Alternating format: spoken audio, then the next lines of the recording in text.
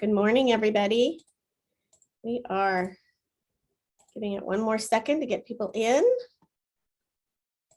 All right. Just checking, friends, would anybody like us to turn on the captioning for the meeting?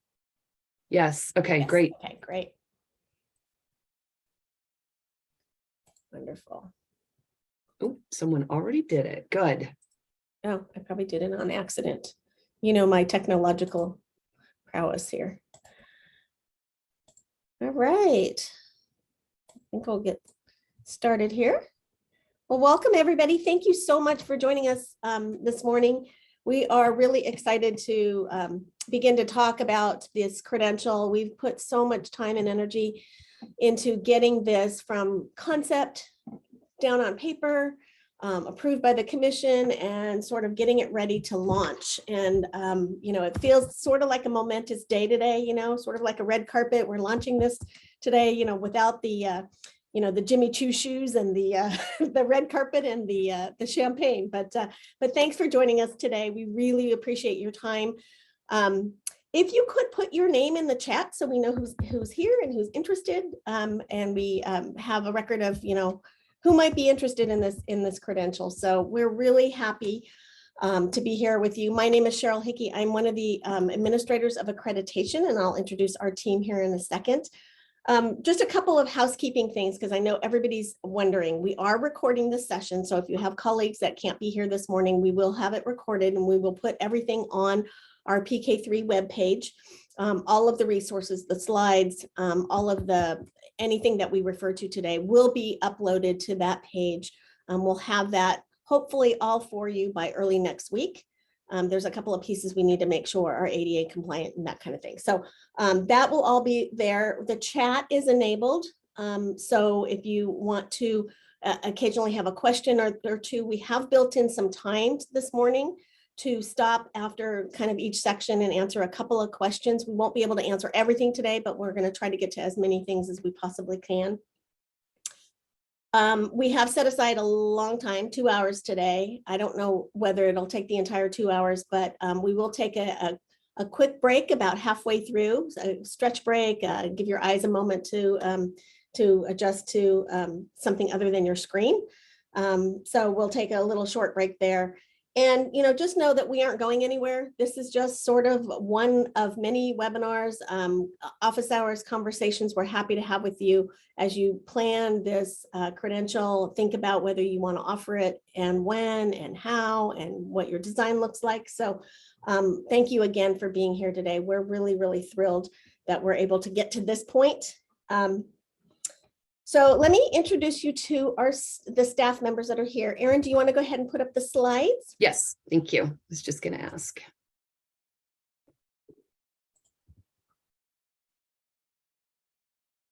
And let me advance them. All righty. Okay. Wonderful. All right, so we have, of course, a wonderful staff here at the commission. We have a core group of people who have been working very, very hard on this particular credential. So I want to make sure to introduce them to you right now. Poonam Betty is a consultant with the commission, and Poonam, you want to wave your hands? She is one of our dedicated people for initial program review and has done a fabulous job of moving programs through to the approval process. Miranda Gutierrez is another one of our consultants that works on initial program review and can give you all of the ins and outs of initial program review as you think about your program. Miranda, I don't know if you want to wave. Deborah Keeler is one of our ECE consultants. So Debbie, you can ask lots of questions. You'll find her a lot on the ECE office hours. So many of you will get to know her very well if you don't already know her. Renee Marshall is one of our I wouldn't want to say brand new because you've been with us for a while now. Renee, if you want to wave, she is the administrator of early childhood education.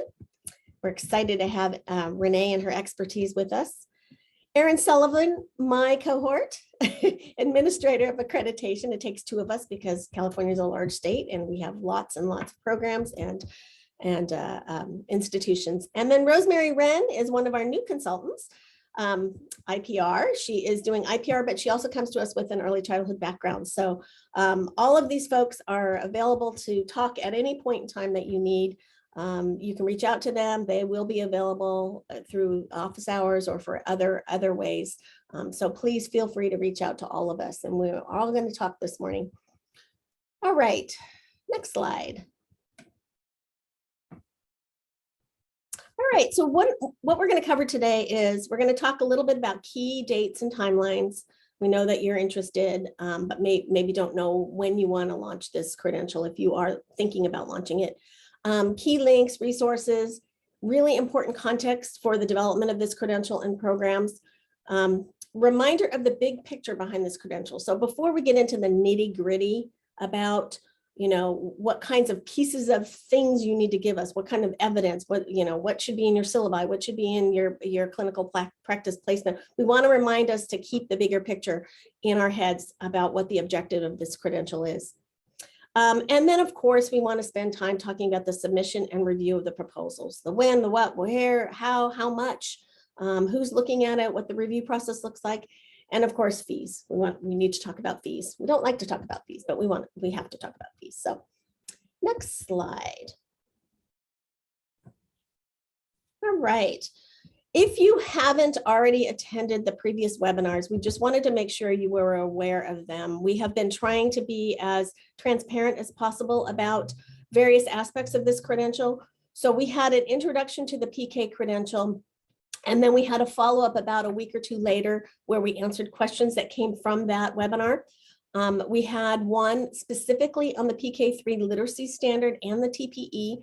That literacy standard is pretty voluminous. And part of that reason why is that there was a Senate Bill 488 that we have to be compliant with. And so we wanted to make sure that we have some time set aside to really think about what that standard requires. So if you haven't attended that, please take time. It's all recorded. We had two yesterday, and some of you, I'm sure, attended some of those. We had one on the math standards and TPE with Deborah Stipek, who is an expert in early math. And then we had one on equity, inclusion, and diversity, the program standard. And both of those were excellent. They are all available on our PK-3 ECE website. And we've given you here the link to those other webinars. All right. Next slide. Okay, so we want to talk a little bit about key dates. We want to start off by kind of launching this here so that you are all aware. Beginning next week, we will take intent to submit forms. And the intent to submit forms will go into a little bit more detail, but they basically tell us you are interested and when you want to begin offering the program or what you're thinking about in terms of that. So it collects some very basic information, but we will begin accepting those next week. We will begin accepting actual proposals February 20th, so a couple of weeks after that. Now, that seems like an awful short period of time between the time we're taking in intent to submit form and when we'll take a proposal. We actually don't expect you to have documentation on February 20th that will respond to all of the standards, all of the TBEs, but we wanted to let you know we are now open for business. So we are happy to kind of put this in your hands as you think about what we're going to talk to you about this morning and all of the webinars that have already taken place, what's in the standards, what's in the requirements. You can go back to your institution, sit down with your faculty or your instructional personnel, your leadership, and talk about what it is that you want to do, when you want to do it, and how you want to do it. And we wanted to make sure that you know that we are kind of opening this up. These are not deadlines. These are just when we're opening the opportunities for you. Cheryl, can I just say something about that? Absolutely. Just letting people know. So we put these dates on here partly because your intent to submit forms are going to help us plan for our review sessions. So we have to recruit reviewers and set up dates and things like that. And we've been working on that, but that's sort of the idea here is that we needed some time in case there were some real go-getters out there. We needed a minute between February 6th and February 20th where we could start to think about what we might actually be receiving and get some reviewers together. So thanks, Cheryl. Yeah, and going forward, there will always be a 2-week period of time between when you turn in the intent to submit and when you can turn in the documentation, because we need time to gather reviewers, to think about what else is on our plate in terms of numbers of documentation, how many other institutions have put in a proposal, those kinds of things. So it's a workload kind of distribution issue for us. Okay, next slide. Okay, we also want to talk about, there's 3 big links that you have to know. The first one is our PK-3 ECE Specialist Instruction Credential webpage. This is where we are currently housing everything that we're doing in and around launching this new credential. So the webinars are on there, the a variety of resources are on there. There are links to other places that you'll need to go to on the Commission's website. So that's sort of your home base when it comes to the PK-3 credential. The handbook is going to be really important to you, obviously, as you create and begin to design your program, because the handbook includes the preconditions, the program standards, and the teaching performance expectations for this credential. So that's going to be your foundational document as you build the credential. The next one is initial program review for educator preparation program. This we'll talk a lot about today, because this is going to be the website that tells you the process and what documentation you need to turn in to have a new approved program.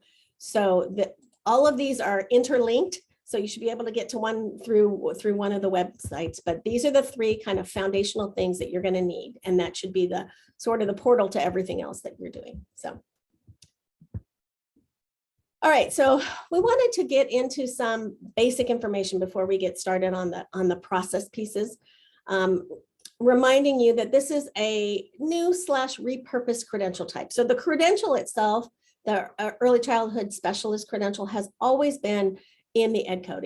It's been in the Ed Code. What we did when the Commission took this up for the PK-3 space is that they repurposed this credential.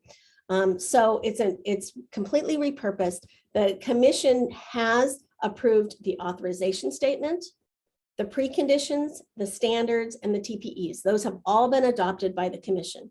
So that's sort of the one phase of the project, if you will. The regulatory package is the next phase, and we are currently working on that. So, and this is really important for those of you who want to get this program up and running quickly, because I think this information is going to be really important for you to think about in terms of when you think you might be able to do this. So the regulatory package is complete. We have worked with the Office of Administrative Law, and the first step in that process is a public hearing. So on February 10th, the notice will go out saying our public hearing, our public comment period time is open.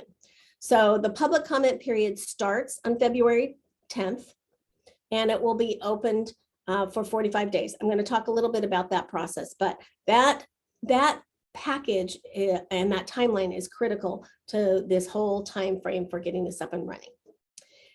The IPR process, the initial program review, is running parallel to the regulatory process. This is different than any other process we've done lately. And part of what we're doing is trying to get you all up and running as quickly as possible, while we're at the same time working with the Office of Administrative Law to get this credential up and running and to get all of the pieces in place that are required by regs. So there is a little bit of tension between the regulatory process and the design and getting your programs up and running. Okay, go to the next slide, please. So basically, we will take your programs once they are ready, and we'll talk about getting them ready. We will take them to the Committee on Accreditation as soon as feasible once the regulations are approved. So that's a really important thing. We're trying to do this whole program approval process while we're working on the regulatory process with the Office of Administrative Law. If you finish that process faster than the regs have been adopted, we're going to hold on to those programs. But the minute that those regs are approved, we're going to have, if we need to, a special session of the Committee on Accreditation to approve those programs, so you can up and run them as quickly as possible. We wanted to describe for you the best case scenario with the regulatory process. So the best case scenario is February 10th starts the 45-day public comment period, and we know that that's happening. We've gotten the approval from the Office of Administrative Law on that. That closes March 27th. Let's say the commission gets nothing but positive feedback from the field on this credential. Everything looks good. There's no really big substantive issues. We can then, at the end of at March 27th, it takes us a few days to get the package together. We give the package together in the form that the Office of Administrative Law wants. We send it over to the Office of Administrative Law. They get 30 days to approve. So the earliest that this credential will be approved by the Office of Administrative Law is early May. So probably like the first week in May. Now, the uncertainties here is what happens during that public comment period. If there are individuals who really oppose this credential for some reason, or there are big substantive issues that the commission has to address, then that delays the process a little bit. So then we probably have to take issues back to the commission. They have to make some changes. Then we have to go back out for an additional public comment period, usually a 15-day comment period. We don't have to go back to a 45-day.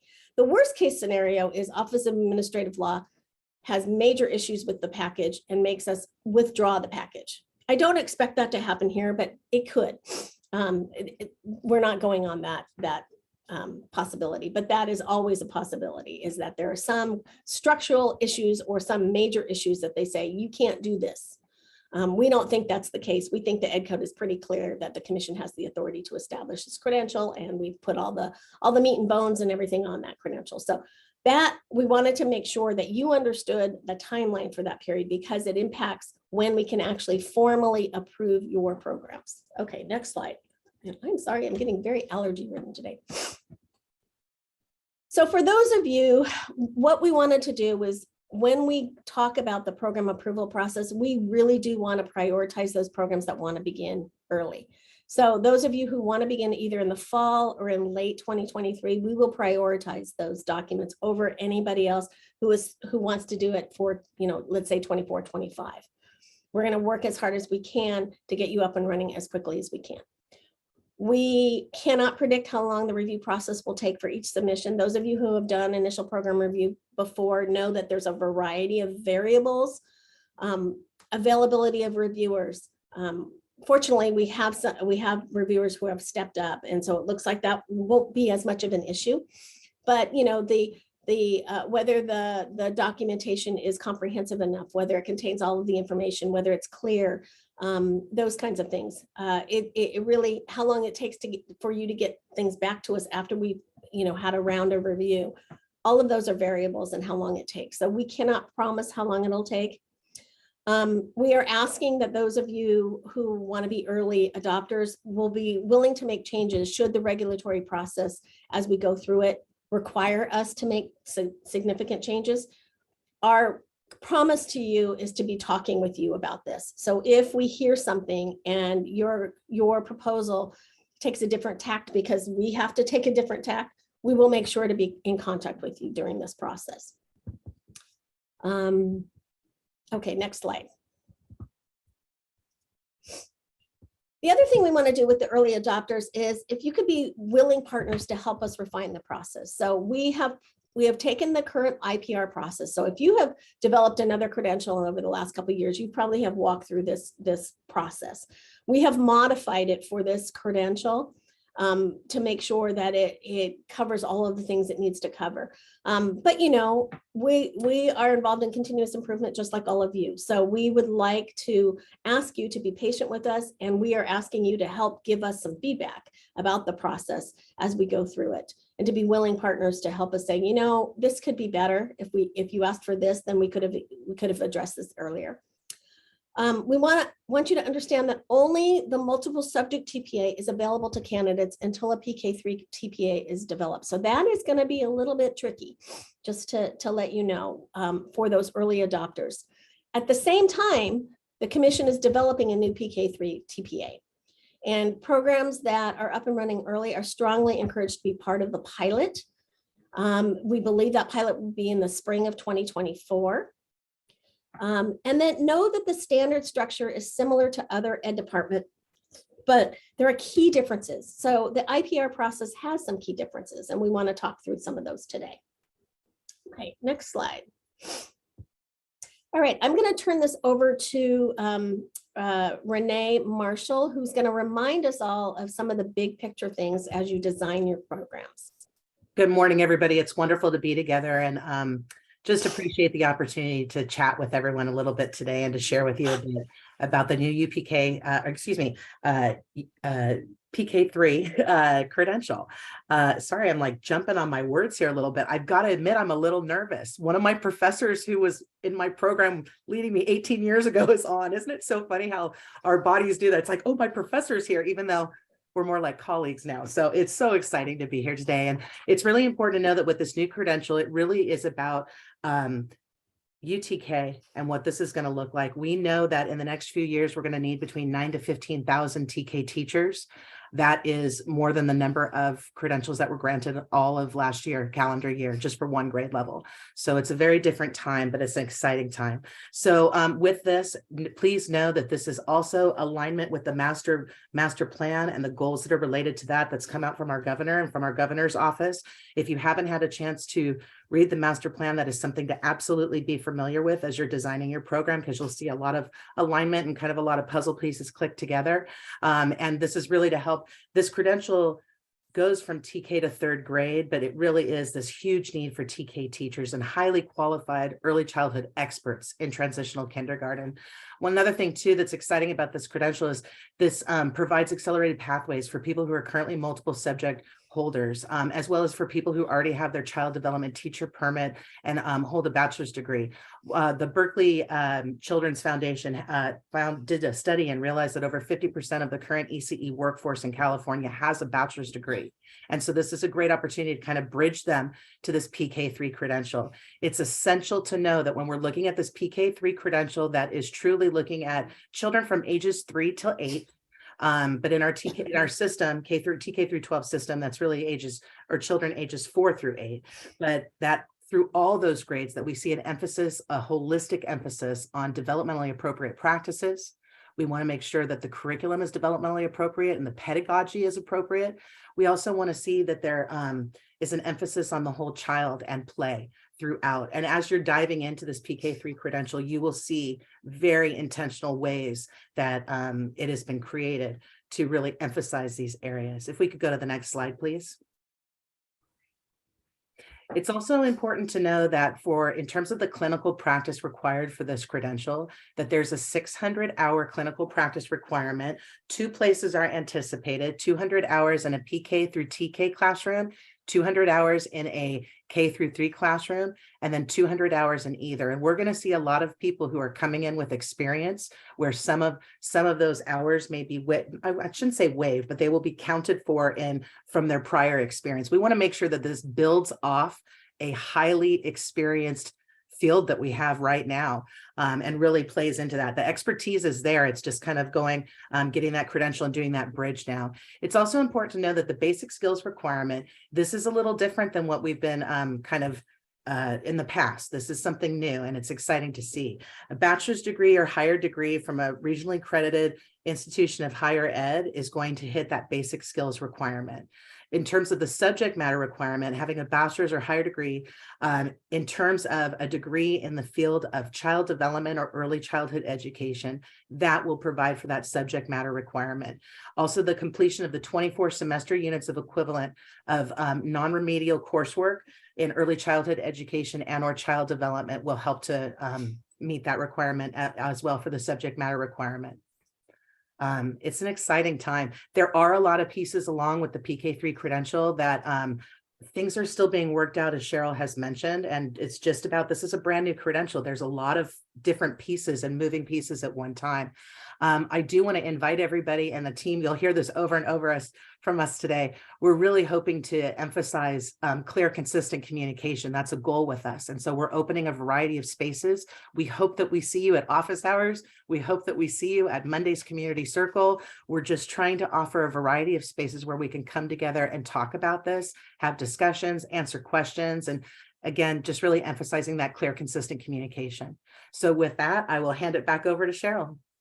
Yeah, so we want to take a couple of questions on the timeline if you have it. And I apologize, I'm getting hit with allergies like I haven't been hit in months. But Just two more points I want to take. I know that many of you have timelines, your own institutional deadlines. You know, you have time periods where you have to go through your own institutional approval process for new courses.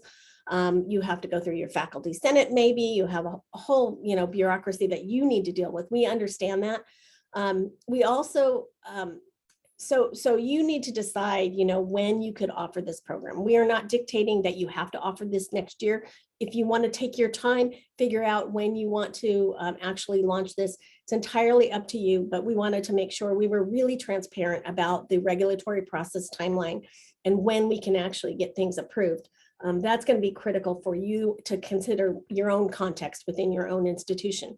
The other thing I want to say is, I know many of you, especially at a county office or a district, want to offer an intern program.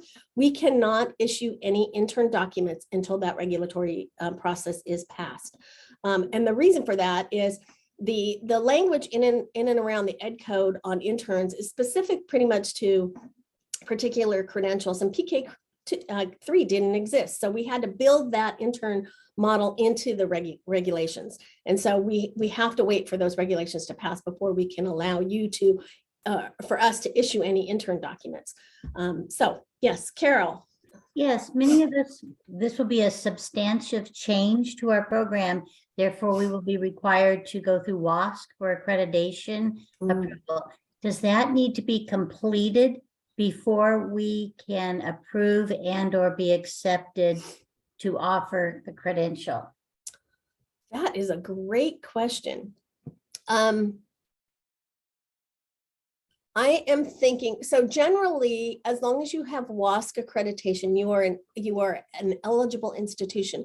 I think that, and Aaron, I think we'll have to do a little bit of research on this, but I believe that your processes in WASC are separate and apart from what we need to do here. So we don't need to see that WASC has approved your substantive change in order for us to approve the program.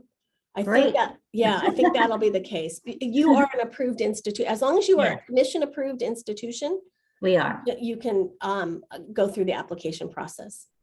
So you could probably be doing both at the same time. I'm not sure what's involved in that, but we plan to. We just don't know if one depended on the other. So right. Thank you. As long as you're WASC accredited, that's what we need. As long as your institution is accredited. It is. Okay, thanks. Any other questions on the timeline? Yes. Soon. Sorry, my eyes are bad. Yeah, hi, thank you. Well, Erin, thank you for your response, but just would like to clarify. So our institution is WASC accredited, and then we do have CTC approved multiple and single subject credential. So then if I work really, really hard from now, then it's a possibility that we can implement this PK-3 ECE credential from fall 2023? It's possible. I think that's where, you know, your own institutional criteria, what processes you have to go in place. So from your institution standpoint, is it possible? And then from the commission, is it possible? And the part about the commission being possible is really dependent on how that regulatory process goes. So that's why I'm saying the best case scenario is we have approval by May 1st or first week of May. Worst case scenario, we're back to the drawing board. I don't think that will happen. I'm not trying to scare anybody. I do not believe that will happen. I think what will happen is possibly there might be a substantive question that we have to address, and that may take us into the summer.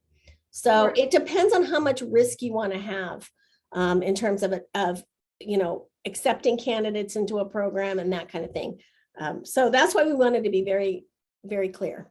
Okay, thank you, Cheryl, for the clarification. So one more, then everything is done. Then by May 1st, you said, then if we are ready to submit all our proposal to CTC, then the CTC will work and then approve, and we can launch the program fall 2023. That's correct. What we're saying is that you can actually begin the approval process before the regulatory process is done. So anytime after February 20th, you can send us your documentation and we will begin the program review process, is what we're saying. So for a period of time, there's two processes happening at the same time because we want to save some time to get you guys up and running as fast as we can. Thank you. You're welcome. That helps. Great. All right, why don't we go to the next slide, and I'm going to turn this over to my colleague, Erin. Sorry, hold on one second, Sure. because we're trying to get dial-in information for somebody. Oh, Actually, the next section, is you. I'll be taking it. So, Great, even Yes. better. Thank you, Donna. Thank you. Appreciate All it. right, thank you. So for the rest of this webinar, we're going to focus more on IPR, the initial program review process. So kind of going back to what we were discussing with the questions that just came in. If you're from a commission approved institution, you may already be familiar with this process, know of colleagues who are. And if you're not from a commission approved institution, you will actually have to go through a separate approval process through the commission's IIA or initial institutional approval process. So if you're in that category, you're still more than welcome to stay on, but just do know that if you're not yet commission approved, that is a separate approval process. We just want to make that clarification. So again, IPR is specifically for those institutions that are already commission approved. So with that in mind, we'll go ahead and talk a little bit more about IPR itself. So as it says here on this slide, the purpose of initial program review is to determine through specific evidence and documentation whether the proposed program is aligned to the standards. So once a determination has been made by reviewers that the proposed program is indeed aligned to the standards, the program goes forward to the Committee on Accreditation for approval. And if the COA approves the proposed program, your institution may begin operating the program. So that's a general overview of, or part of the general overview of IPR, but we're going to get into more specifics as we go on. So on the next slide is an overview. So IPR is a process that's again used by any commission approved institution that wishes to offer a new educator preparation program. And the other three bullet points on the slide are kind of foreshadowing items that we're going to discuss in more detail during this webinar. So just to give everyone a little bit more context regarding the second bullet point, do know that in recent years, the Commission has focused on institutions providing us evidence demonstrating alignment to the standards.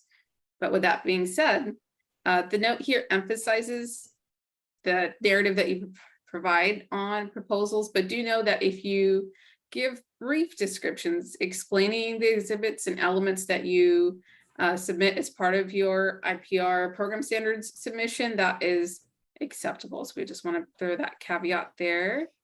And in reviewing the third bullet point, the different components that comprise your IPR proposal should be on your institution's accreditation website. And we are going to walk through each and every single component during the course of this webinar. And for those of you who have a PK, or who are going to have a PK-3 ECE program that will actually be housed outside of your institution's education unit, you will want to work really closely with your education unit from technical logistics aspect to working on the various components of the IPR proposal, because they will be familiar with those components and with the documentation. So you want to keep that in mind if that's applicable to you. And as noted on the last bullet point here, the IPR process, it is an iterative review process. So what that means is that you will, I want to make this very clear, you will receive feedback on your proposal. And that is not a reflection on your team working on the proposal, on your institution, because there are several factors that come into play in regards to the feedback that you receive. But do know that you have that opportunity to address the feedback. You are able to update your submission to respond to the feedback. You resubmit the submission to us at IPR, then the IPR proposal goes back to reviewers. So again, this is an iterative process, and it continues until all standards are aligned, because we want you to be as prepared as possible for the launch of your proposed PK-3 ECE program. So just kind of keep that lens in mind, is that the feedback that you receive from your colleagues in the field is really from that perspective. So they want you to be on your best foot, as do we. So it really is a community effort to ensure that your program will be ready to support and develop future PK-3 ECE educators. So keeping all this in mind, we're now going to go into the specific steps of the IPR proposal submission process. So the first step of this process is submitting the IPR intent to submit form. This form is actually linked on the IPR webpage. And like Cheryl and Aaron mentioned earlier, this form allows us to get a sense of the workload. We get a sense of the timeline for proposals that are coming in, who's going to be in the queue, and it lets us get ready the logistics on our end so that we can move the program through the process, the proposed program through the process accordingly. And on the slide, there's just some information that we have noted here that you'll need to complete the form. But when you click on the form on the IPR webpage, it has the whole comprehensive list on that form. So again, we're just giving you some of the information here just for you to kind of think about through this webinar. So for the purposes of completing the form, you will need contact information from the individual who's completing the form, contact information for the program director or program coordinator if they're different from the individual completing the form, the planned date of submission when you plan to submit the IPR proposal, your planned date for the launch of the proposed program, specifics on the type of the program, what type of pathway, and there are logistics built into the intent to submit form depending on the type of institution you are. You have specific options that are applicable to you as an IHE or as an LEA. So the logic's already built in there, so you'll be able to make that selection or selections accordingly. You'll also need the contact information for your unit head. And if, again, the PK-3 ECE program is going to be outside of the education unit of your institution, we'll actually also need the contact information of that unit head of that college or department, division, school, because we require, as we'll talk about shortly, both unit heads' signature. But if that's not applicable to you and you're within the education unit, then you'll just need to provide us the education unit's contact information, and also we'll ask for the fiscal contacts information. We'll talk more about fees at the end, but this is the first step of the process. So once you submit that form, this is what happens next. Once IPR staff receive that form, we send you a confirmation email letting you know that that the IPR intent to submit form was received, and we will actually attach for you the IPR institutional verification form. So as it says here on the slide, the purpose of that form is to ensure that the unit head does indeed approve of this proposed program going through the IPR process. And again, if there are going to be 2 unit heads, depending on where this proposed PK-3 ECA program will be housed, we will require the signatures of both unit heads on the form. And the form itself can be submitted electronically, or you could even have your unit head print and complete the hard copy, check all the boxes, sign it, scan it, and return it to us at IPR. And the purpose of this form, like we talked about, is to ensure that the unit has the opportunity to verify some items. Some of the items are here on the slide, but there's obviously more items that will be on the form. So just to briefly review, you will have the unit head ensure that they are verifying that the institution cannot offer the proposed program until it's approved.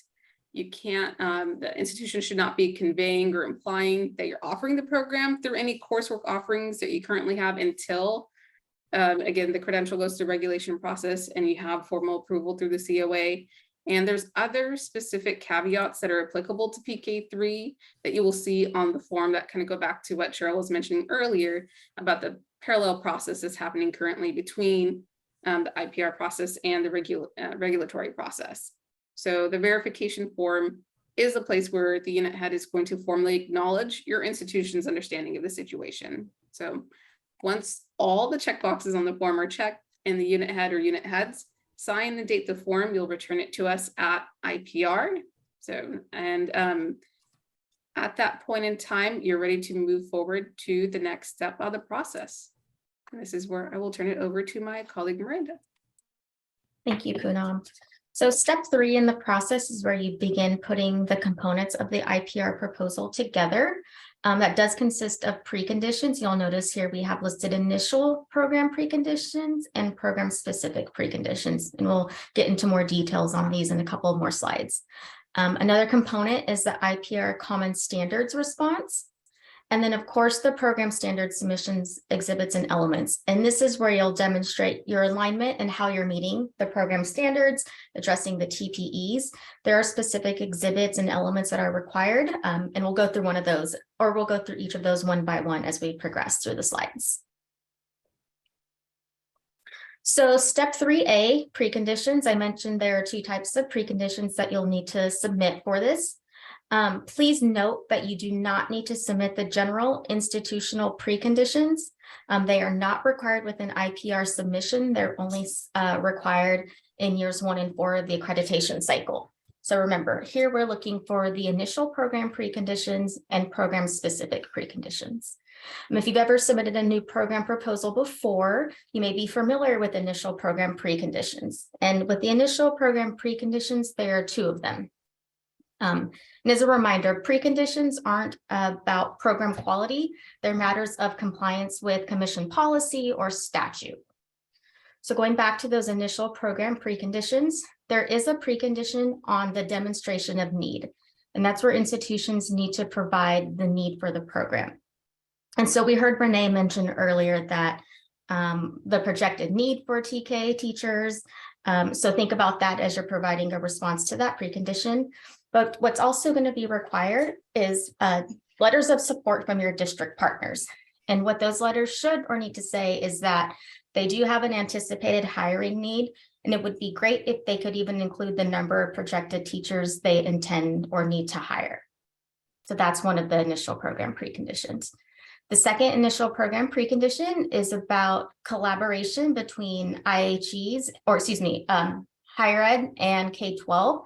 So as you're planning and designing your program, it's important that you're having those conversations between K-12 and higher ed, because part of the precondition is demonstrating that, yes, you did collaborate in the design of the program, and yes, you are going to continue to collaborate in the implementation of the program. So keep that in mind as you're thinking about the preconditions. The second bullet, or the sub bullet point there, is program specific preconditions. And so because this is the PK-3 ECE specialist program, you're going to have to respond to the preliminary program preconditions for PK-3 ECE. If you're also going to be offering the program through an intern pathway, there's a set of specific intern preconditions that you'll need to respond to as well. And they're specific for PK-3. If you go to that link on the preconditions webpage, you'll notice that we have evidence guides for each of the preconditions, for the initial preconditions and each of the program specific preconditions.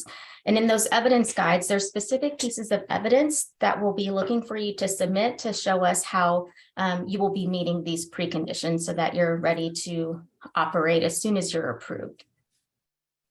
And again, just a reminder that the initial institutional, or excuse me, general institutional preconditions are not required with an initial program review submission. So step 3B, Poonam talked a little bit about the initial common standards response. This is sort of an abbreviated version of a common standards response. And it's really to give us information about how this new program is going to fit into your existing education unit. So this is especially important, I think, as Poonam mentioned, if this new program maybe is housed outside of the college or school of education, it's going to be important to show how this new program is going to be integrated within that unit and those other programs. So there are 5 common standards, and within each of those common standards, there are elements, and we've identified specific pieces of information to provide. So with each response, there's something specific for you to provide, and there's also space for you to include some narrative. We want you to show us what you're doing, but we also know that you may need to tell us a little bit about that too. So keep that in mind as you're reviewing the common standards response. We've also posted a template online that you're more than welcome to use. It identifies which elements we're looking for specific evidence. You'll also notice that there are specific elements where we're not asking for any additional information. So make sure that you are referencing that document so you know which elements require a specific response.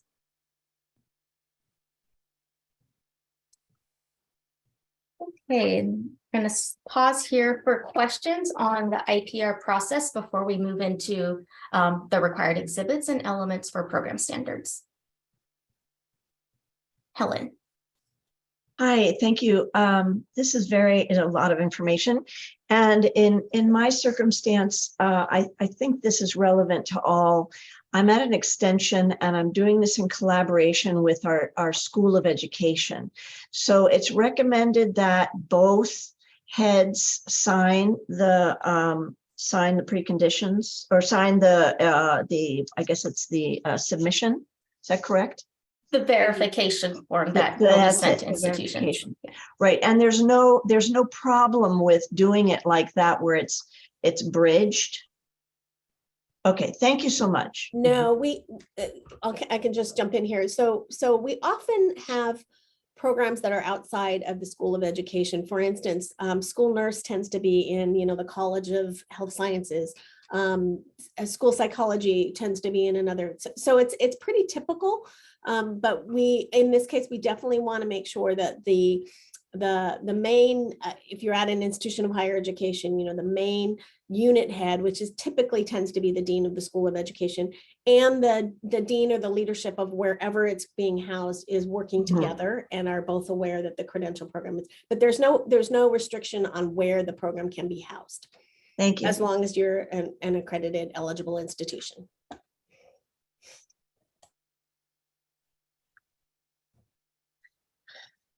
Rebecca, you have your hand up. If our institution is considering a integrated bachelor's ECE and a post-baccalaureate, should we be doing 2 IPRs, or should we be tackling that like kind of 2 sections for each of these within 1 IPR?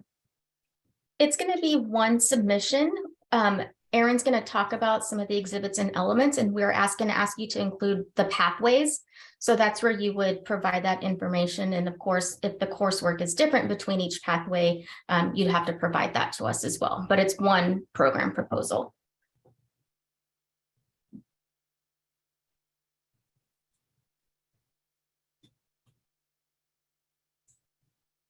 Then I see we have a question from Maria in the chat. I'll just read it out loud for everyone. Once the program is approved, is that also the start of year 1 of the 7-year accreditation cycle, or is there a separate accreditation process? So the 7-year accreditation cycle is dependent on where your institution is in the process. It does not start over, or there isn't a different year for each program that's approved through IPR.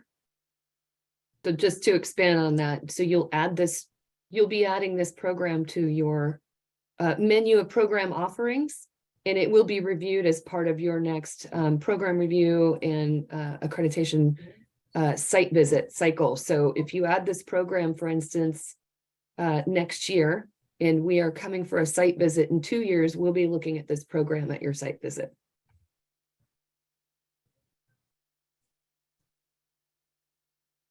And then Connie, you have your hand up. Yes, hi, Miranda, I think this is for you. You mentioned particular preconditions for intern programs. Are those within the preconditions document, or is that a separate preconditions document? It's a separate preconditions document. It'll be labeled PK-3 ECE intern. Okay. And then we also have the preliminary PK-3 ECE. Gotcha. Thank you. Are those posted already, Miranda? Yeah, so the preconditions webpage has been updated with those. We have, they're a little hard to find. So you have the PK-3 traditional model, a preliminary. And then if you go down, all the intern programs are kind of lumped together. So you have the multiple single subject intern, you have this ed specialist intern, and you have PK-3 intern. I only know that because I had to look for it the other day. Where did we post that? Carol? If students enter a bachelor's degree program, which in mid-time of their program is approved to be the integrated PK-3 bachelor's program, and changes were not made to the courses that they took prior to the credential acceptance or approval, will the courses they took previously be grandfathered in to be accepted? I think to some extent, that's probably going to be an institutional Yes. decision. If Yeah. those, Okay. if those courses are exactly what you were proposing or not, then I think there's sort of, institutions have this authority to, grant equivalency. And so I think you may be able to determine whether or not it's close or equivalent to the program that is being proposed. Outstanding. Yeah, I can see how that may be an issue, as we transition into this. Right, getting just this for up a and short running. period of time transition. Yeah, Yeah, yeah. okay, I think the institution should be able to make some decisions about that. great. Thank you. Erin, would you say do you have anything? to Yeah, add? I was going to say the same thing. Okay. I unmuted and was ready to say the very Okay. same thing. Yeah. Okay, we will have time for more questions, but let's move on to the next part of our presentation this morning. I am going to spend the next few minutes walking you somewhat quickly through the specific evidence that we're going to be asking for. I and Miranda and Poonam have all been working with programs who put together submissions of one kind or another. I work a lot with program review. Miranda and Poonam have been working with IPR for many years. We know that questions are going to pop up in your head. You're going to be thinking about specific pieces of evidence you have at your institution. Will this work? Will that not work? So hold that till we walk through this, and we'll have a time to talk about that. Just know also, we are going to have technical assistance office hours available starting next week. And we definitely encourage you to come to those and start to kind of unpack some of these requirements. So if you have submitted to add a new program, so if you've been through the IPR process recently, then this is going to look somewhat familiar to you. Obviously, as you've heard already this morning, we have modified it to reflect the PK-3 credential, which has some really unique aspects to it, including 3 standards that don't currently exist with any of our other preliminary credential programs. Also, to add to that, if you haven't gone through the IPR process recently, if your institution hasn't added a new program in the last 3 to 4 years, this is going to look a little bit different to you. However, at this point, we've gotten almost all 7 cohorts of institutions through the program review through your 7-year cycle. This will look very similar to program review, which you do in year 5. The difference is with IPR, we're talking about brand new programs. Even when it's not a brand new credential, it's a brand new program to you. So we always ask for a little bit more. So as we walk through these, I'm sorry, I'm doing the slideshow and I don't need to see myself taking up room on my screen. As you've heard, again, as Miranda and Poonam were speaking this morning, we asked for some specific pieces of evidence and very limited narrative. And so as we walk through this morning, just be keeping that in mind. We have endeavored to identify evidence that is authentic. So it's evidence that you have at your institution or that you have in your program or that you have to develop if you're going to offer a new program, like a candidate handbook. Hopefully these will be things that will look familiar to you and you'll be thinking, okay, we've already done that or we're about to do that.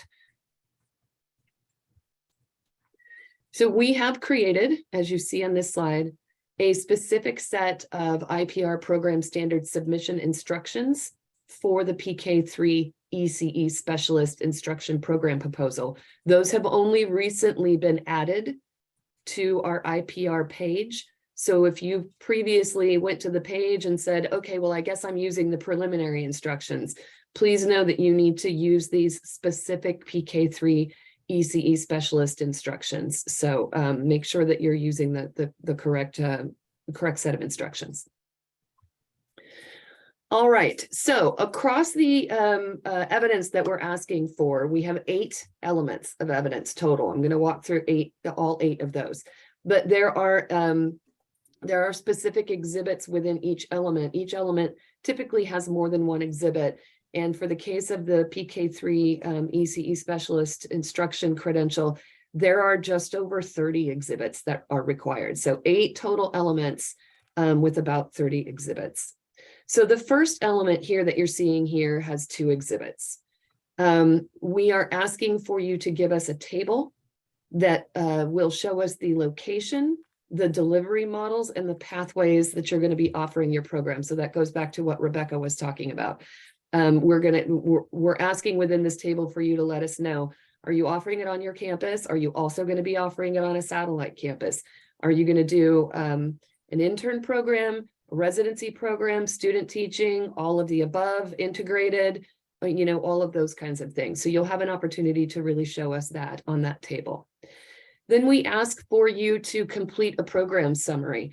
We have a template. It's linked in the submission instructions. Please do use that template. The program summary is going to look familiar to you again if you've done a site visit in the last few years. We ask within that program summary, within about 2 to 4 pages, for you to talk to us about your program design, the course of study for your program, what clinical practice is going to look like, clinical practice or field work, and how your candidates will be assessed. And we have prompts, we have headings in that program summary with specific prompts for you to respond to. This program summary is really important. It's an important piece of evidence because it will allow the reviewers that are going to be looking at your submission to really understand who your program is, where it is, what's it doing, what specifically is it doing, and what is it doing that is unique, maybe to the area that you're in geographically or the context that you're working within in your communities. That as you're completing it, be thinking about sort of all of the standards in the program as you're talking about what it is that you'll be doing within your program.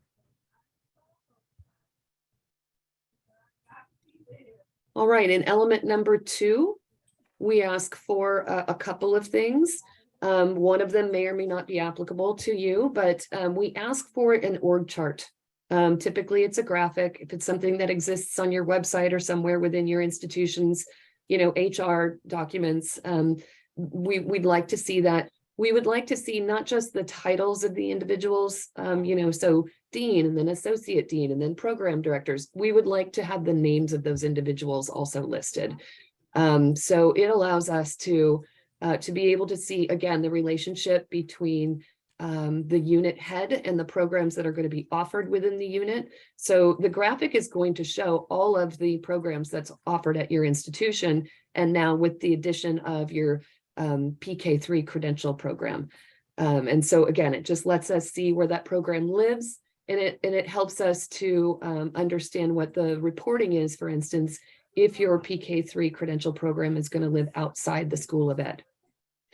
That 2.2 piece you see here, this will apply to you only if you have a contract with a third-party entity that is providing some services to your program. So perhaps you have hired somebody to coordinate field placements. If you have an outside vendor that is coordinating field placements for your candidates, we need to know who that is. That's just an example, but this is an important thing for you to let us know. We need to make sure that we understand basically who all the parties are that are active within the operations of your program. All right, element 3. We ask for 3 things in element 3. We want to see what your course sequence is. So again, we understand some of you may be more ahead than others are. So, you know, we're flexible. We realize that these are proposed programs. So in some cases, you're going to be showing us a proposed document, maybe a draft document, but there are some things that we think that if you're planning to offer this program, especially if you think you're offering it in the fall, you should be pretty clear at this point what your course sequence is going to be.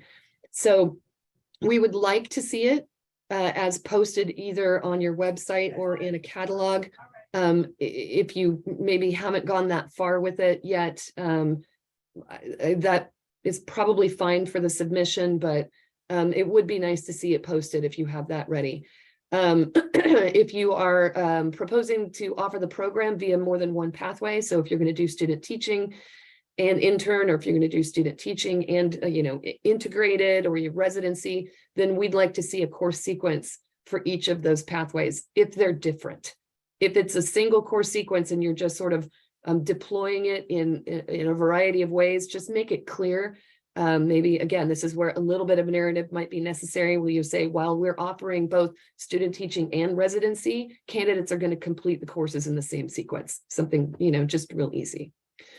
We do ask you also for to provide us with a table or a chart of some type that is going to let us know the number of faculty that you have, and that's both full-time and adjunct, and the anticipated number of the courses that each faculty member is going to teach within the proposed program.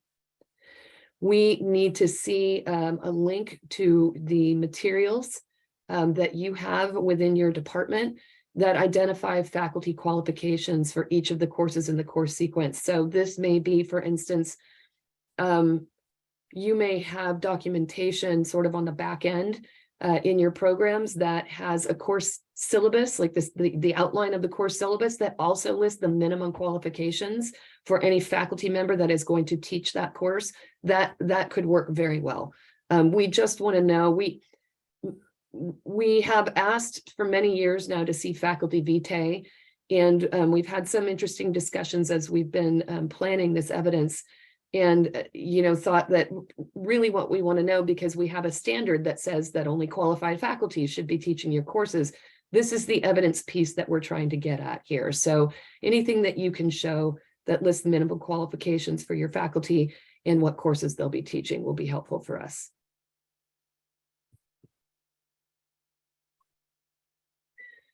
Okay, there is a course matrix. And for those of you that already offer preliminary programs, you know that the course matrix is a common exhibit. We've been asking for this for about 7 years. The matrix is going to be a really important component for the PK-3 ECE credential program, because we've got some, like I mentioned earlier, a couple of new standards.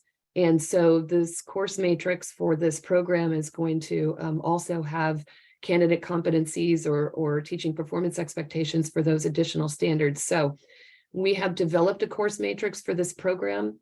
It's posted with the course matrices that are posted on our website. So all of the course matrices for all of the programs are posted on the Commission's webpage.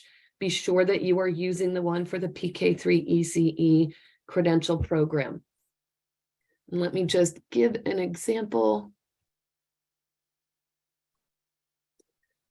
So the course matrix is intended for you to demonstrate to us where the candidate competencies are being introduced in your program courses, where candidates are having an opportunity to practice those competencies, and where candidates are being assessed and how they're being assessed on those competencies.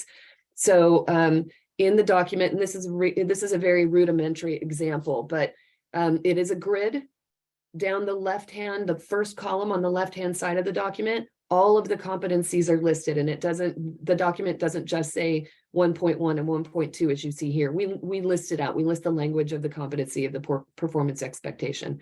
And then across the top of the document, you are going to input the names of each of your courses that are offered in your program in the order that they're offered, right, in that course sequence. And then within the grid, you are going to place an I, a P, or an A, wherever it's appropriate.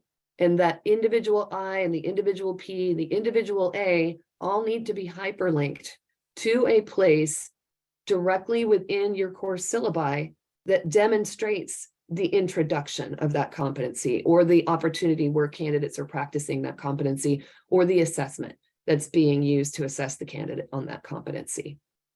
We ask that you, I know we have heard from a number of programs, over the years for certain competencies, they'll say, well, this is woven throughout our entire program. This is such an important piece. We've woven it throughout all of our courses.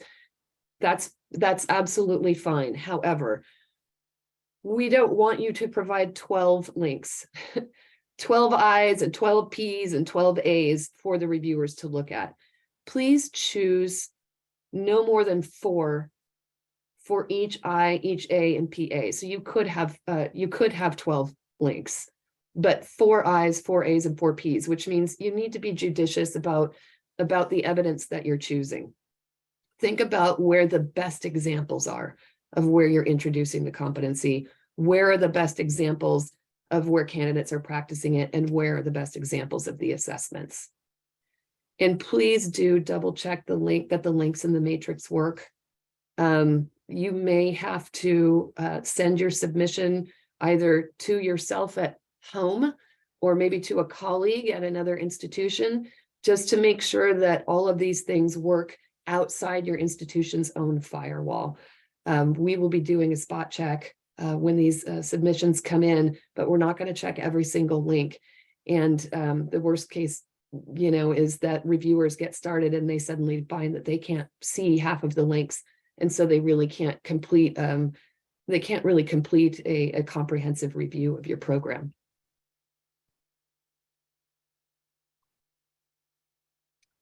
All right, element number 5 is where we are going to start asking for some specific evidence for these new standards, or the standards that are new really for this preliminary program. So in this program, we have standard 4, which is all about equity, inclusion, and diversity. We have standard 7 that's covering literacy instruction in a PK-3 setting. And we have standard 8 now that's talking about mathematics instruction in a PK-3 setting. Now, we have offered webinars for each of these individual new standards. If you had an opportunity to attend, great. If you didn't, they were recorded, they're posted on our website. Staff did a really nice job of sort of unpacking each of those standards a bit to help you think about it, to help you think how you're going to construct coursework in your program, but it will also help you think in terms of how you are responding to these standards. We have specific evidence guides for each of those standards. And those are also posted to our website. Actually, Erin, can I jump in? They're not yet posted. Sorry. These 3 are I not knew yet that. posted. We are putting the finishing touches on these. And they will be available hopefully by early next week. Okay, thank you, Cheryl. No problem. Sorry, everyone. No problem. There's an asterisk on 5.2 Well, I was gonna- here. Okay, go ahead, Erin. That's okay. So with the literacy standard, so the literacy standard has been added, as Cheryl mentioned earlier, by a bill, by Senate Bill 488. Senate Bill 488 includes also that the commission certify in academic year 24-25 that all programs are meeting this standard. So we want to be clear, if you offer a program, if you submit a program proposal for the PK-3 ECE credential and you are up and running by next fall, we are still going to need to put you through that certification process in 24-25. So even if you have just recently submitted something, the certification process will be required of your institution in 24-25.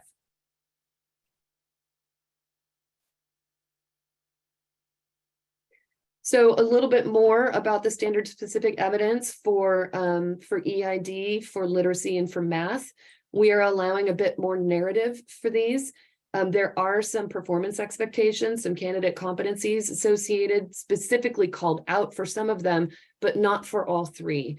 And so in these particular standards, in the cases of these standards, and because they're very new for all of us, we have allowed for you to talk to us a little bit more about how that standard is going to be deployed within your programs, how it may be woven throughout your coursework, where you're going to be offering it, how it's going to be offered. If there are TPEs associated with the standard in question, evidence that you submit for that TPE can also be submitted when you're talking about when you're responding to the standard specific evidence. or you can just link directly over to the TPE evidence that you've read. Whatever you think makes the most sense, and whatever you think will get the evidence in front of the reviewers. Certainly that's what you want, is for them to see the evidence. Element 6 is all about fieldwork and clinical practice. So we have some required exhibits under element 6. We ask for you to provide us a table that shows the number of hours that each candidate will participate in early fieldwork and in supervised clinical practice. Obviously, the total number of hours should equal the total 600 that is required of this particular credential. But this credential requires that candidates have some differentiated experiences. So 200 hours in a PK setting, 200 hours in a K-3 setting, and then an additional 200 hours as you see fit. So, you'll want to break that table up so that it's clear to us what are early field experiences, where are those 200 hours and 200 hours occurring, and what are you planning to do with those additional 200 hours that are at your discretion. We need to see your MOUs, or your partnership agreements with the districts where you're going to be placing your candidates for clinical practice. A draft MOU is fine. A draft partnership agreement is fine. These are new programs and we're talking early days here, so you may not have them signed. If you are just running straight ahead and you've already gotten some agreements for some districts that have said, we'll take your ECE candidates as soon as you can offer a program, that's great. We don't need to see, for instance, if you have agreements with 17 different school sites, we don't need to see a signed MOU from all 17 of those school sites. I guess the difference would be if you have a modified MOU with each one of them, or modified MOUs with certain ones. For instance, maybe you have a school site that needed to make a special agreement with you about the mentor teachers that they were going to provide. If the MOU is unique to that school site, then maybe you need to show us 2 or 3. But we don't need to see signed MOUs from 17 different school sites if those MOUs say the same thing. So, and in this case, most of you are going to show us a draft. And then we need to see the training materials that you're going to use to train your master teachers, your veteran practitioners who are going to be supporting your candidates in clinical practice or supervising them in some way, maybe your university supervisors. So, the mentors need to be trained in the mentoring that they're going to be providing. And so we need to know how you're meeting that standard.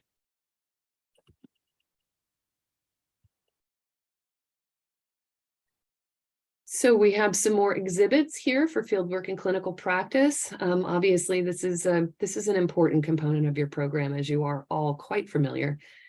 So we want to see a spreadsheet or a table that you're going to use in your program. So again, you don't have any candidates in your program yet, but we need to know that you're appropriately tracking where your candidates are being placed. So this table is typically going to show, what's the name of your candidate, what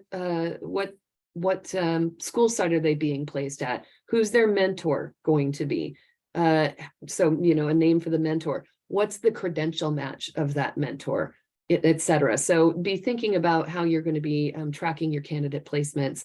Probably have a date of, they were placed at this time, their mentor was assigned on this date, because of course you have to have that mentor assignment, that mentor match made early on.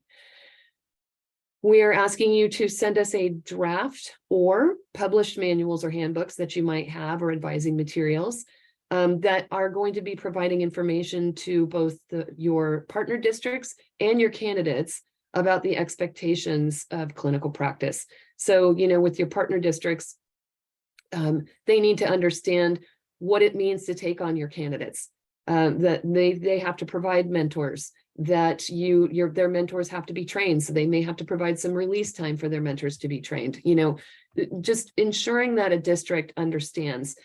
Of course, they're going to want your candidates. There's a teacher shortage, and especially around PK-3 ECE, there's a teacher shortage. But they have a role and a responsibility to those individuals that are placed on their campuses. So being very clear with them about what that is in those handbooks. And then, of course, letting your candidates know exactly what they can expect in clinical practice. We'd like to see the draft syllabi for the supervised clinical practice, courses that your candidates are going to go through, and also what your assessment instrument is going to be in providing candidates with feedback about their successes during clinical practice. We have, again, if you offer some other gen ed preliminary programs, you know that we have clinical practice guidance documents for those programs. We are developing one as well for the PK-3 ECE credential, and that will also be published very soon.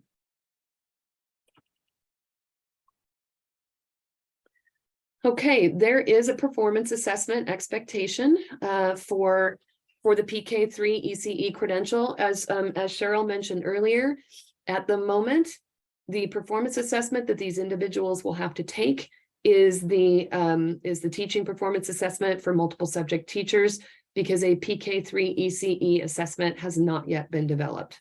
If they are obviously, what that means is if they are limited to completing the multiple subject TPA, they are probably needing to complete that during the K3 portion of their placement of their clinical practice hours. So remember, they have to do 200 hours in PK and 200 hours in K3, but they only have a multiple subject TPA option at the moment. So be thinking about the fact that your candidates are going to need to be taking it at that time of their placement. We need to know what model you're going to use. So because it's the multiple subject TPA right now, there is the Cal TPA, there's the Ed TPA, and then if you're at Fresno State, of course, there's the FAST. So just let us know what model you're using. Give us the name of your TPA coordinator, or as it says here, if the position is currently vacant, share us the job description for that position. We want to see the policy for your candidate placements that ensures that candidates are being allowed to videotape as they need to within those placements, and also indicate whether or not if you're using a centralized scoring or a local scoring option, we need to know what your potential assessors are, the people that you're going to put forward for that local assessment option. So indicate which you're using, which you're limited to depending on the model you're using, and let us know if it's local scoring who your assessor is going to be. All right, a little bit more about performance assessment. We also need to see a link to the documents that candidates are going to receive. So some kind of a handbook, or, maybe it's not quite as big as a handbook, but something that explains to them the appropriate use of materials during the performance assessment. And it may also let them know what you as a program are allowed to do for them and what you're not allowed to do for them. So just making it very clear to them, what their parameters are around use of materials during performance assessment. Also, and that document may include the appeal policy for candidates who are struggling during the TPA and need to take advantage of an appeal policy. And also a link for your institution's remediation policy for candidates who need some additional support in passing the TPA. So all of those things may be in a single handbook, and that's fine. That's fine. You may just be linking back to a single document several times. And finally, element 8, we have 3 exhibits for element 8. We need to have a short description from you about the process that you use for ensuring that only qualified candidates are recommended. We need to see some kind of candidate progress monitoring document or some tracking tool that probably your credential analyst is using at the time where they're putting that recommendation forward. You could send us some screenshots if you need to. If that's what works for you. We understand that there may be some firewall issues. Perhaps if you're using Canvas and some of these things are housed on Canvas, you can't give us access to Canvas. If that's the case, if you just can take some screenshots and share the screenshots with us, that will be absolutely acceptable. And that really goes for a lot of the things that we were talking about.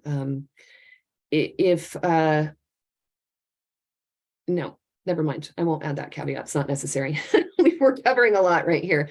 And then finally, the last element is, these candidates will be completing induction. So we need to have a little narrative from you along with a blank IDP that talks about how you will ensure that the candidate has an opportunity to develop that IDP before you leave their program, and that they're carrying that IDP with them to their induction program, where they will develop their ILP that's going to drive their whole induction experience. I'm going to suggest we take a little 5-minute break right now, and then we'll come back. We've got a lot of questions in the chat, and Great. some of them are really important. So I think if we can cover that when we come back. So let's come back at 10:25. I know that's a quick break, but if that's okay. I'm going to stop recording for the moment.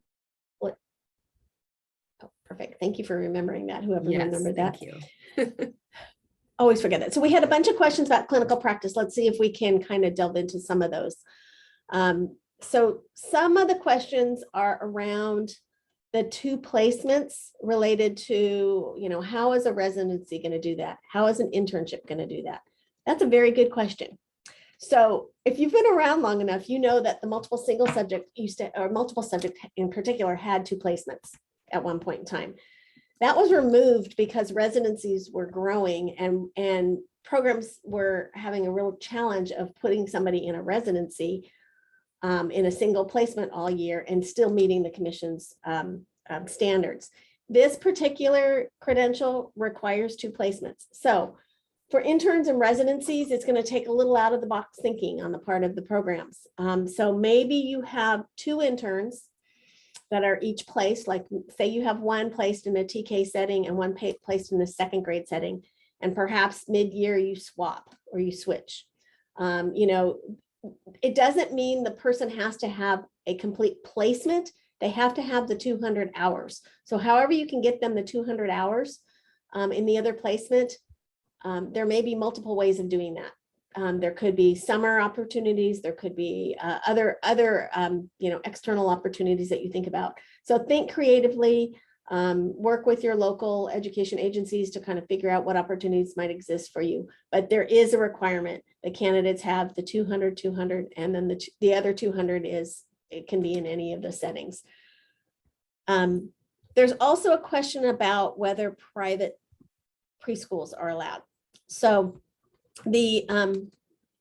first of all, if you are an intern, you cannot be in a private school setting. So interns still have to be in a public school. However, for student teaching, yes, Head Start for preschool, California State preschools. And this is where Debbie Keeler, Rosemary Wren are experts in this area and can help you out. Those are allowable. Private preschools are also allowable, but remember there's parts of the standards that clinical practice that's required for clinical practice. So as long as the private school setting fits those requirements, as they relate to the mentor, as they relate to the preschool foundations as being the fundamental, or the K-12 academic content standards. So as long as the other things in and around that placement are in place, and the standards are all being met, those private school placements may count. And you're going to have to keep track of that. So make sure that you are documenting how that placement qualifies and meets those requirements if it's not a public school. That's where those MOUs might come really in handy. Yeah. Is being very specific with those, alternative non-public school placements, that they have to be able to support the candidate in these ways. If they can't do it, you have to pull the candidate out of that placement because they're not getting what they need. And I'm gonna put Debbie on the spot. Debbie, do you have anything to add to that? I don't know where you are, Debbie. Sorry about that. That's okay. I'm right here. There you are. Yeah, thank you, Cheryl. Yeah, so definitely the door is open for any of those placements that Cheryl mentioned. And I think it's really important, particularly for private programs, to for them to be able to have the bells and whistles to their program and the content of their program that is substantial, and it does align, you know, with the commission requirements.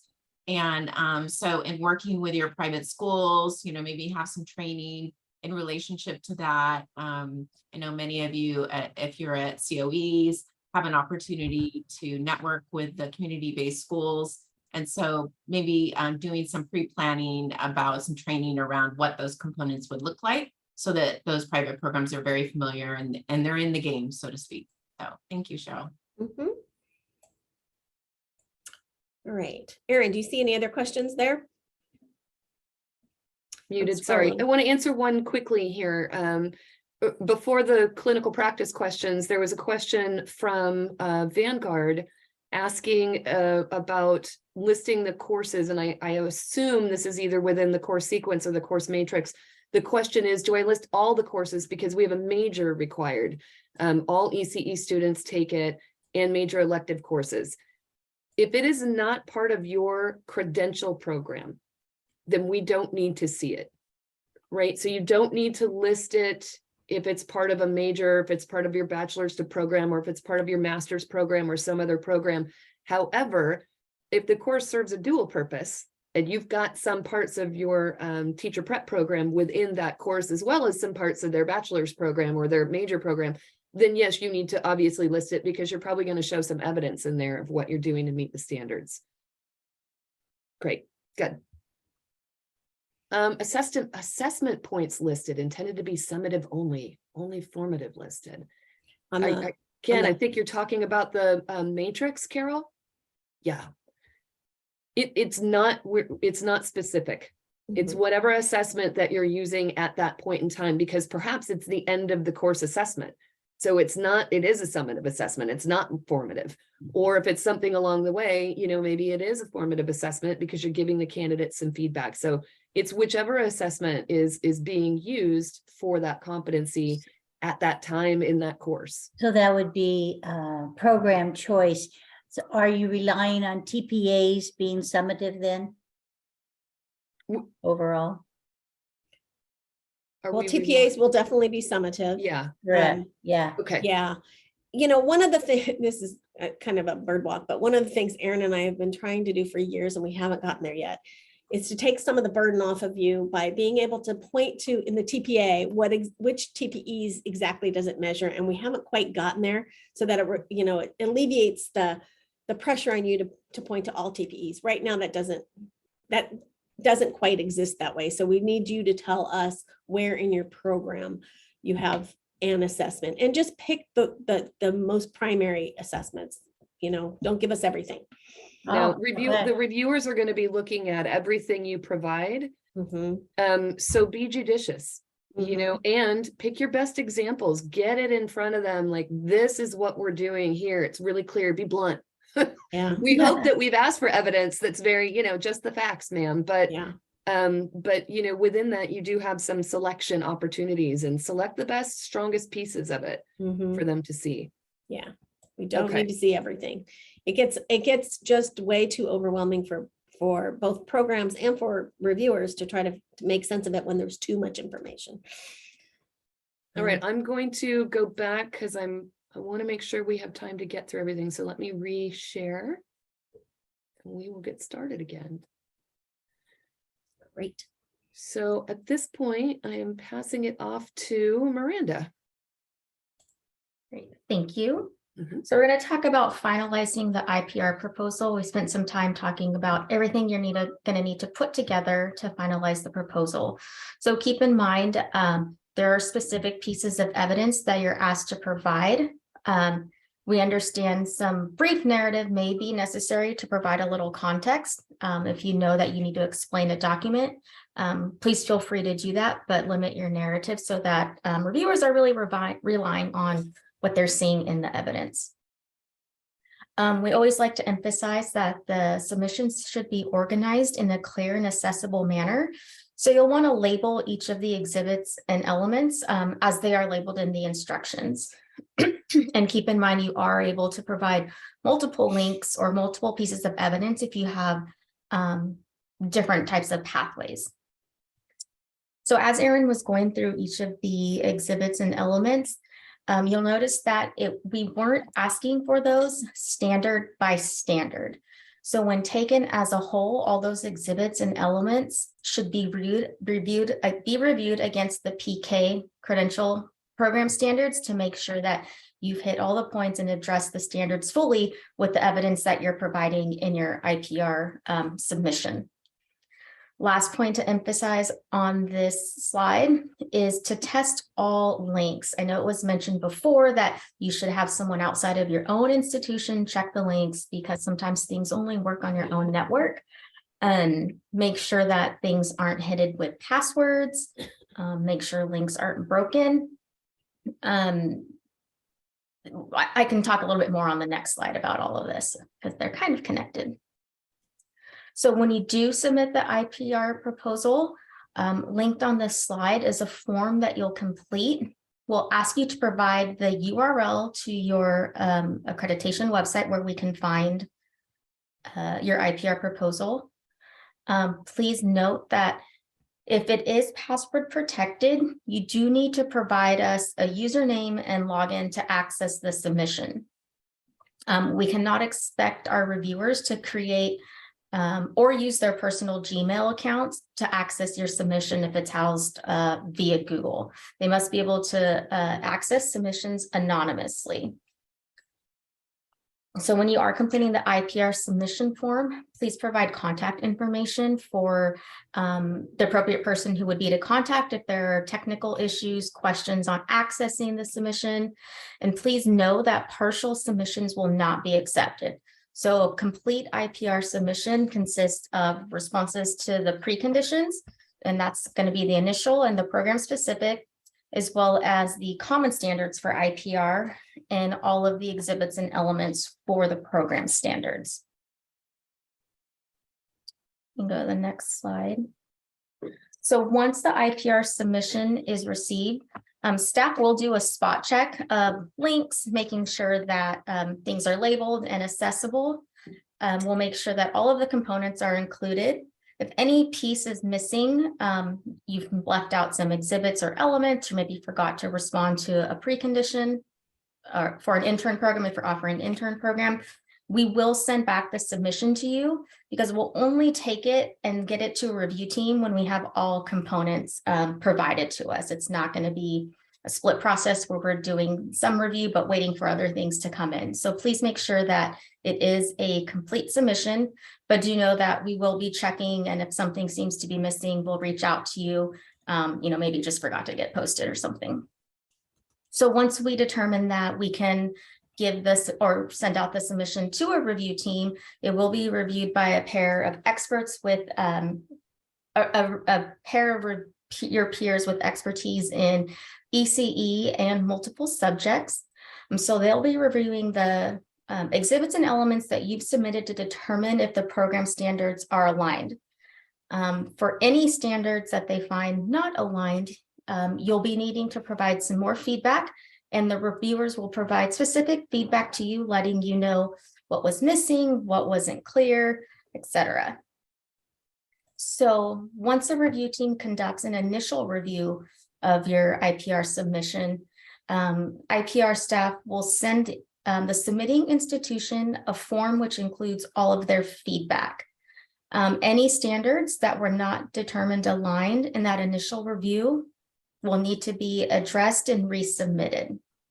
Now, as Poonam mentioned, this is an iterative process. So anytime that you have standards less than or that are not aligned, you'll have an opportunity to revise and resubmit. And then once the review team determines that all standards are aligned and that you've also met the preconditions and have been aligned to the IPR common standards, that's when we can then take you to the Committee on Accreditation for approval. And a final component of the IPR process as a whole are the fees for submission. So when you complete your intent to submit form, you'll provide us fiscal contact for your institution of the individual who will be responsible for receiving and paying the invoice. The fee for the new PK-3 program is $2,000. And you will be invoiced once you actually submit the IPR submission proposal. And then all fees must be paid prior to receiving program approval. So keep that in mind as you're planning and thinking about moving forward. And right now I can go ahead and turn it over to Cheryl.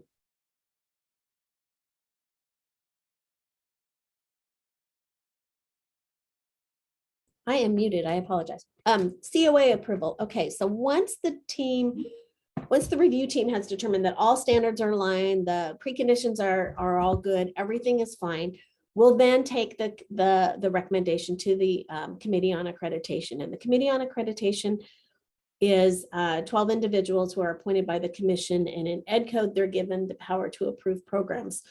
And so that's why we do it with the Committee on Accreditation. The institution is accredited by the commission, but the COA approves programs and does the continuing accreditation. So we will have to wait, of course, as we said at the very beginning, until those regs are passed. So what we'll do is we'll go through the entire process, we will get the work done, and should the regulations not be approved yet, we will hold on to your proposal, and the minute that we get word that the regs are approved, then we will go ahead and set up, either take it to the next regularly scheduled accreditation meeting, or we will set up a special accreditation meeting. We do need program sponsors to upload their report of findings and all the documentation that you provided to us, which should already be on the website, but we need it available and accessible.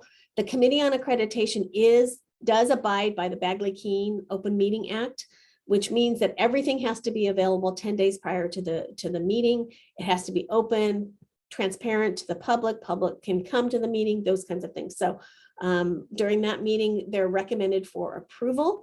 And we do ask that you have an institutional representative there available. We can do it electronically. You can be there virtually. But the COA often has questions about the proposal. And it's best to have you answer it rather than staff, where we're trying to remember what your proposal said. You guys are the ones who are closest to it. You can answer it much more easily than we can and much more accurately. So we ask that at least one person from the institution be available at the day and time that the COA is going to consider the proposal. All right, next slide. Cheryl, may I add something to the COA approval process? Yeah. So we mentioned that the submission needs to be posted on the accreditation website, and it's okay if it's password protected when they submit it to us, but just connecting the two, it does need to be available on the COA agenda. So if during the review process it was password protected, we'll either need to provide that login information on the COA agenda, or you would need to remove the password protections for the meeting so that it's publicly accessible to the COA, but any member of the public viewing the agenda as well. Exactly. Thank you. Didn't mean to leave that out. It's becoming more and more of I know the universities in particular, and county offices as well, are really holding the security tight around their website and that kind of thing. So, but for the sake of Committee on Accreditation, it is an open public meeting that we have to abide by. So there needs to be full access to everything. So yeah, doing exactly what Miranda said is critical. We don't want to close this up. We have a little bit of time, and we do want to answer as many questions as we can. But before we go, obviously we have, as you have questions about the process, the timeline, the evidence, all of those processing pieces, Miranda, Poonam are really your go-to. So IPR@ctc.ca.gov, they answer that mailbox, and so can be really, really helpful to you. We have other resources. We have all of the ECE staff that have been really fantastic over the last, I don't know, year or so. So Debbie and Renee and Rosemary and other members of the ECE staff, they also have a box. So if you're thinking about, you really need to talk to somebody about designing a particular aspect of your program, they're a really good resource. They know the, the preschool world really well. They can answer those kinds of questions. We have decided to join the ECE office hours and the IPR office hours together. So there will be somebody from the ECE part of our world and somebody from the IPR part of our world for these office hours. So you can, as you get into the work of developing your program and your documentation, there'll be somebody there from both units on these office hours. So the next one, it's the first Tuesdays. I believe the next one is February 7th. Is that correct, Debbie? 12 to 1. So during the lunch hour. And they're the Zooms. And I think, if you look at the PSD news, we always have the list of times available if you forget when these are. So the first Tuesdays and the third Tuesdays, we'll do our best to have resources there for you as you go through that. Let's see, do we have let's go to the next slide here. So we had a question about, oh, go ahead. We have a bunch of questions. So yeah, Great. so we'll just leave this up and maybe go to the questions now. So these are the webinars, to go back to the webinars that we've had. If you have missed one of these, I would highly suggest trying to hear all of them. They're all really good. Especially the big overview kind of goes into the requirements. So a lot of you have questions about the clinical practice requirements or the granting equivalency for preschool teachers in terms of the requirement that you grant them equivalency for clinical practice. There's information about all of that. So if you have an opportunity, go back to them. They're all on that PK-3 webpage. So why don't we take a few questions? Go ahead, Erin. Yeah, I just want to say something about, we keep talking about your accreditation website. Mm-hmm. And I just want to recognize the fact that we are about to start working we are about to start working with a whole lot of people that have not maybe been operating closely with the School of Ed at your institution. And so please ask if we are using terms that feel like insider baseball to you, ask us to define them. So an accreditation website, we moved to requiring all evidence be submitted electronically about 7 years ago. And we told institutions starting in year 1, when you have to submit your preconditions, start an accreditation website. You're going to put preconditions on there in year 1 and year 4, and then come year 5, you're going to submit your program review there, and then your common standards, and then the whole thing gets polished and beefed up for the site visit.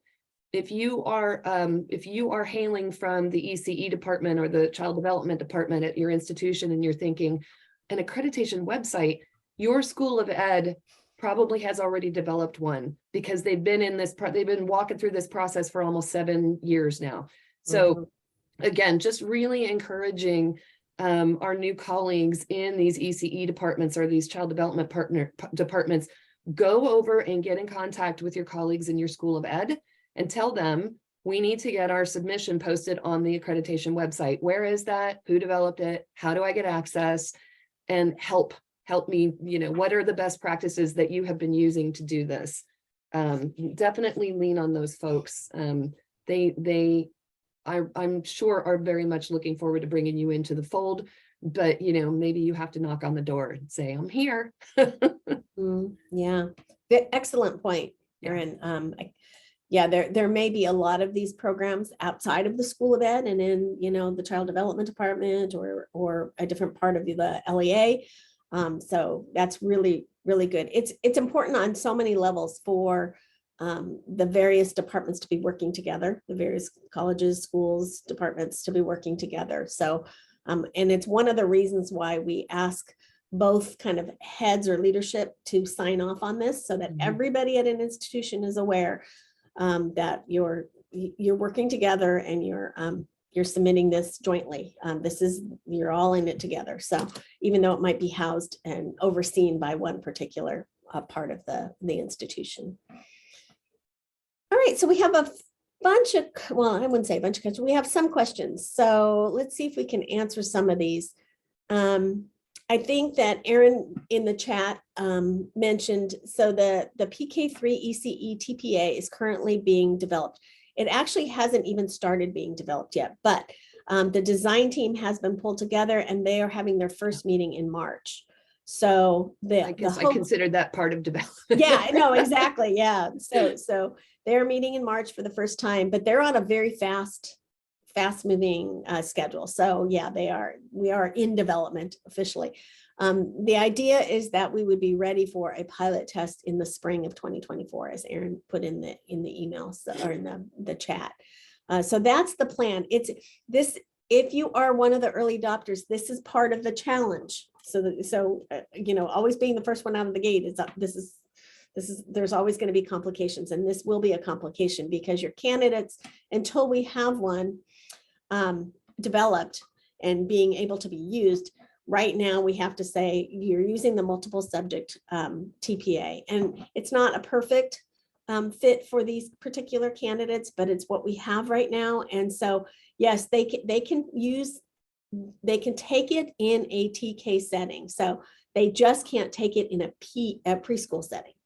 So that's gonna, as you think about, maybe the sequence of how your candidates are placed, that may be impacted as well. So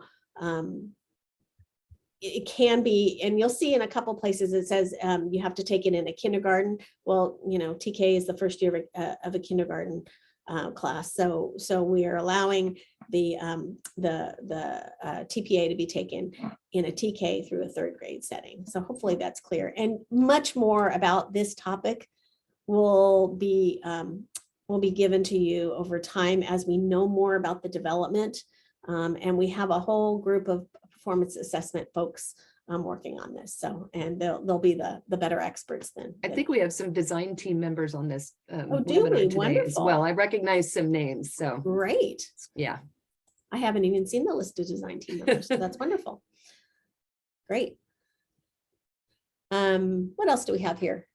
Okay, prior teaching experience. There was a couple of questions about that. So in the clinical practice guidance document, we're hoping to be able to give more guidance on this.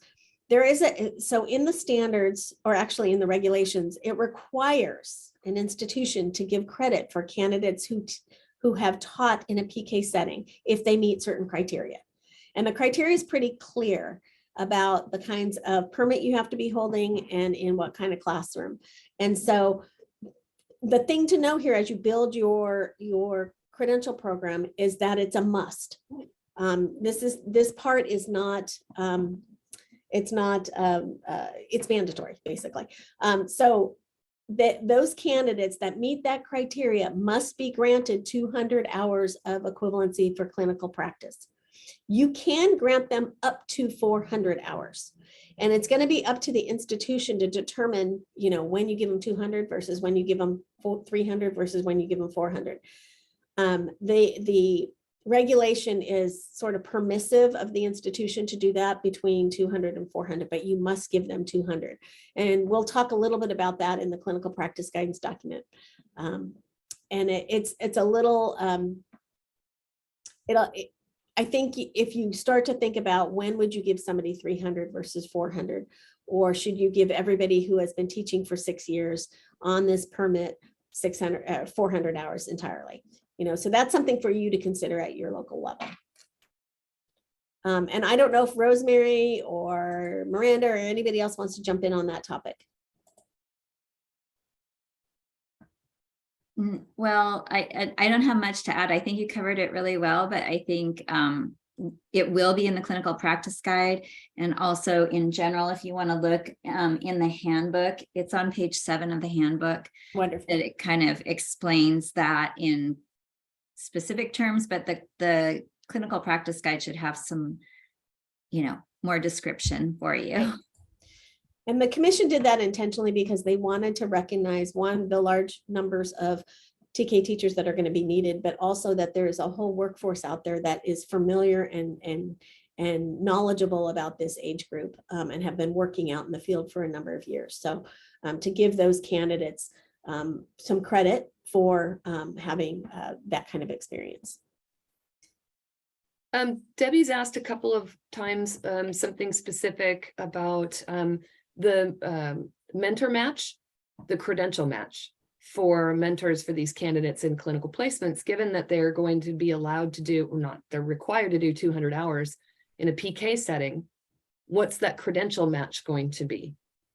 So this is a new credential. So how do we ensure? So when they're doing their 200 hours in a multiple in the K3 setting or the TK3 setting, a multiple subject teacher is going to be appropriate.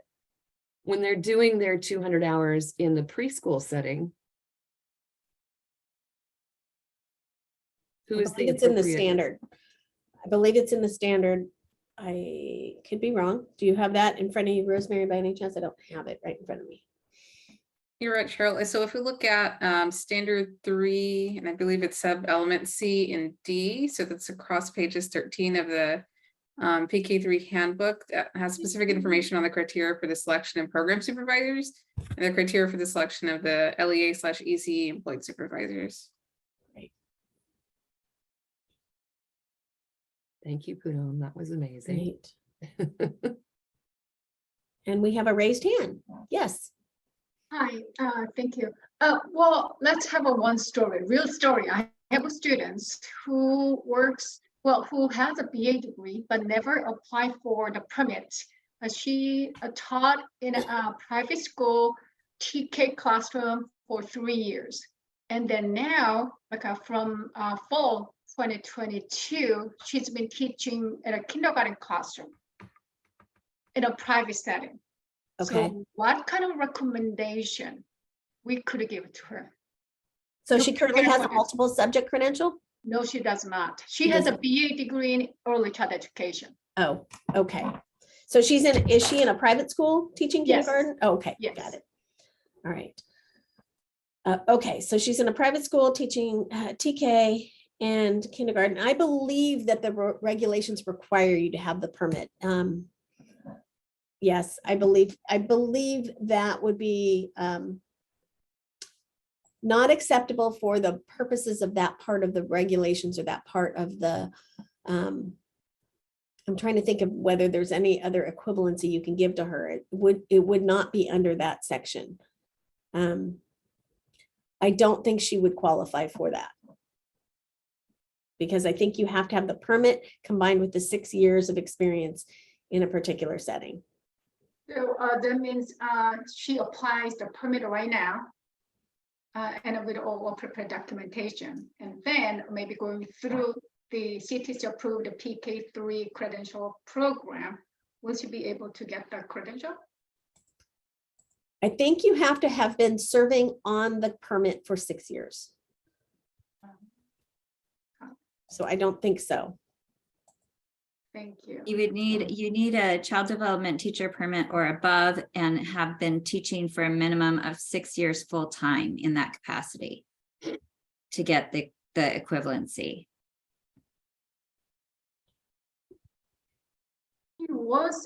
She has been qualified to apply, but she didn't actually, apply to try the permits. She has to have been holding that document while teaching. Mm-hmm. So the teaching without the permit doesn't qualify.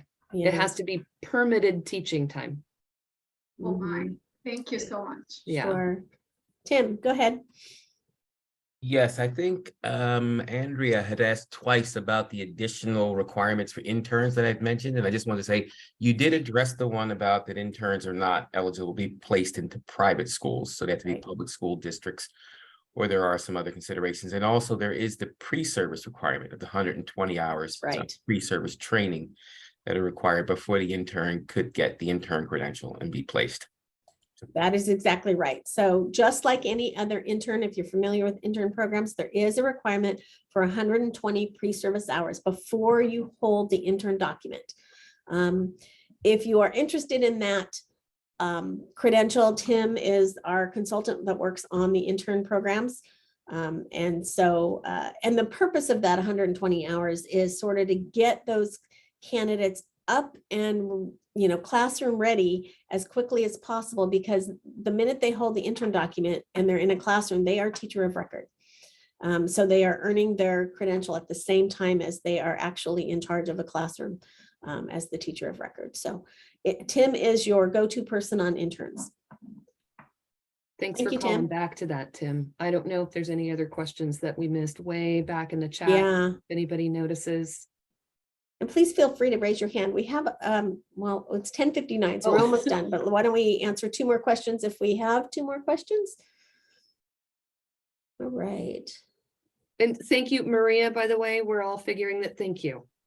But we are, and so we are learning from you as you develop these programs, you know, best practices, what that looks like. So really appreciate that. Great, thank you. All right, well, good. It sounds like we've answered most questions.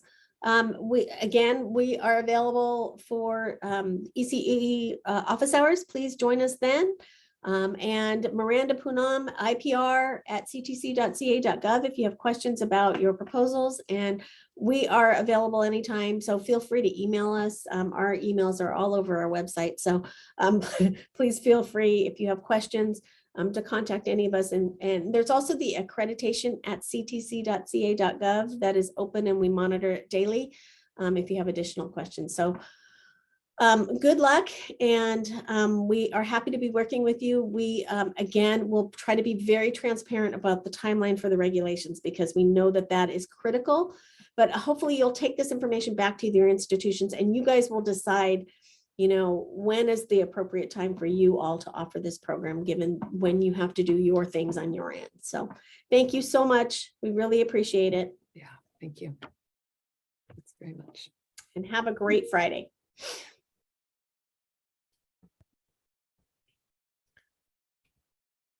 All